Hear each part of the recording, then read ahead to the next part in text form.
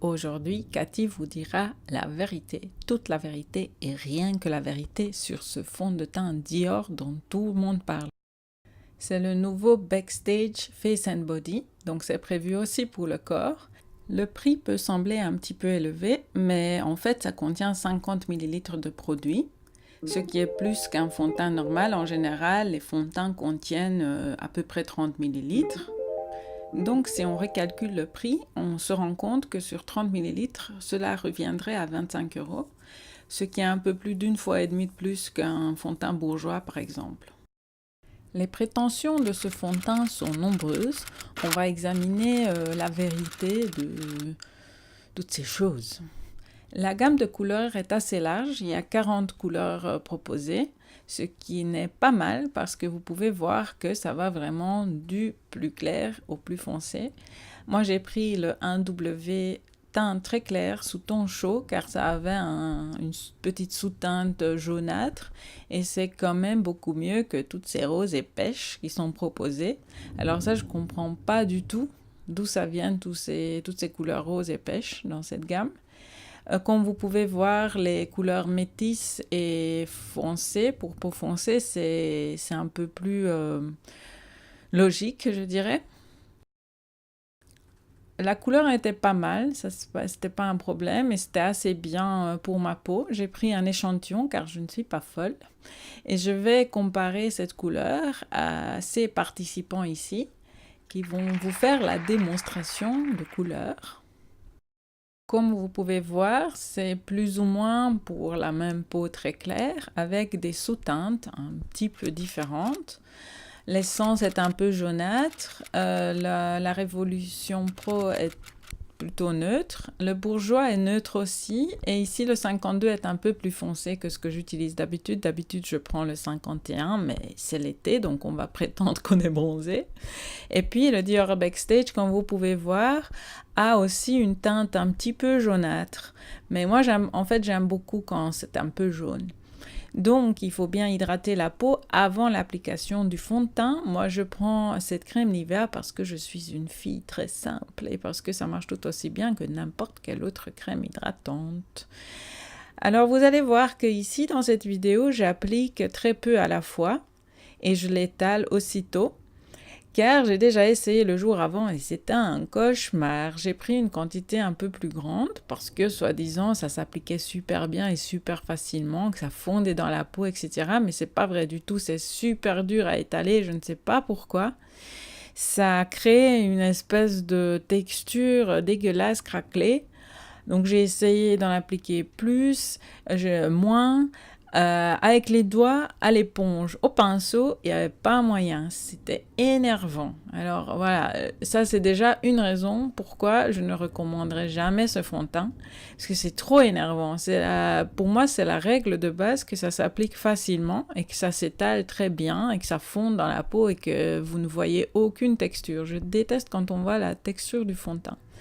Alors, comme vous pouvez voir, la couvrance n'était pas top non plus. Donc, ça unifie un petit peu le teint. Mais bon, si vous avez des cernes comme moi ou des rougeurs autour des narines, etc., mais ça ne sera pas suffisant. Donc, j'ai appliqué au pinceau. Mais quand je l'applique au pinceau, ça fait des stries. Donc, du coup, j'ai tapoté après avec les doigts, comme il recommande. Mais bon, ça ne devrait jamais être aussi difficile d'appliquer un fond de teint.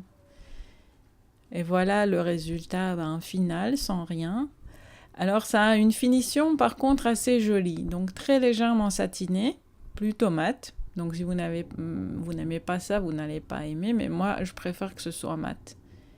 Et voici avec le reste de mon maquillage appliqué.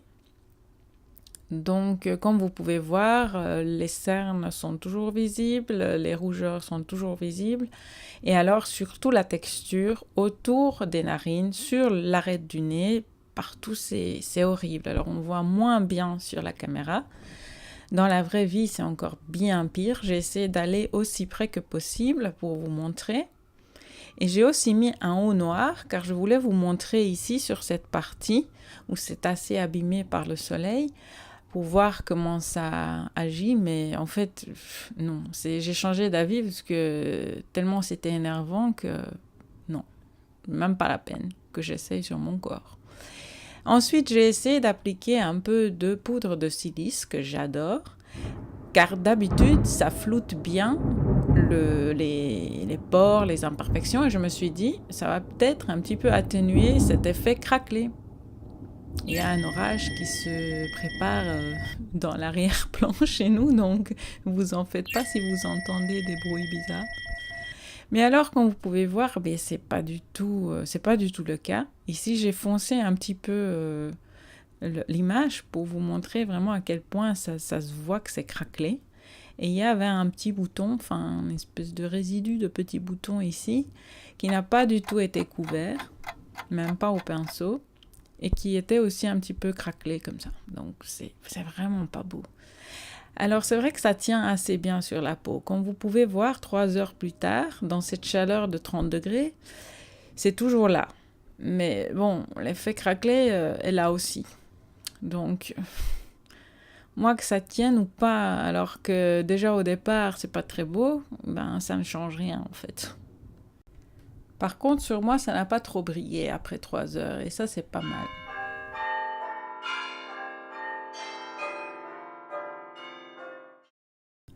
Alors voici à la fin de la journée, comme vous pouvez voir, c'est assez bien effacé. On voit bien les rougeurs, les petites veines, mon petit bouton, tout ça. Donc, oui, les cernes aussi. Donc, ouais, c'est pas très beau. Et en plus, il y a des accumulations de fond de teint comme ça dans certains endroits. Donc, ouais, c'est pas top. Mais j'ai quand même fait une petite retouche. Comme si, par exemple, je voulais sortir le soir. Comme ça, je me suis dit, on va voir ce que ça donne, s'il y a moyen de faire quelque chose avec cette horreur.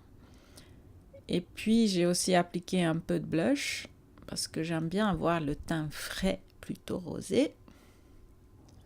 Et je me suis dit, de loin, c'est faisable, quoi, en fait. Mais de près, c'est toujours pas terrible. Hein. Même avec toutes ces couches que j'ai appliquées toute la journée, c'est pas beau. C'est tout aussi craquelé. Comme vous pouvez voir ici, de plus près, on voit bien la texture partout. C'est moche.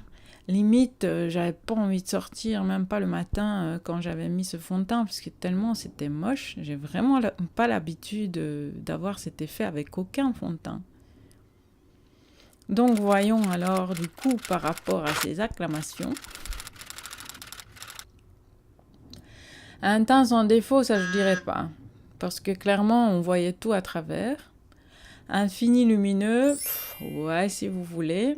Mais bon, comme c'est tout craquelé, ça sert à quoi? Absolument pas modulable pour moi, parce que avec toutes les couches que j'ai appliquées, j'ai toujours pas vu de différence. Waterproof, ça alors je déteste même quand ils mettent ça, parce que je vois même pas ce que ça veut dire. On va faire une vidéo séparée là-dessus. Et puis le film invisible, oubliez, parce que ça c'est pas vrai du tout. Hein. On voit bien la texture, il y avait pas moyen d'estomper ce fond de teint, donc... Non, franchement, moi, je comprends pas. Dior, c'est quoi l'histoire ici? Franchement, il y a moyen de faire mieux. Hein. Parce que là, non, pas convaincu du tout. Bon, je m'attendais pas à mieux, à vrai dire. Mais... On verra pour le suivant. Ciao!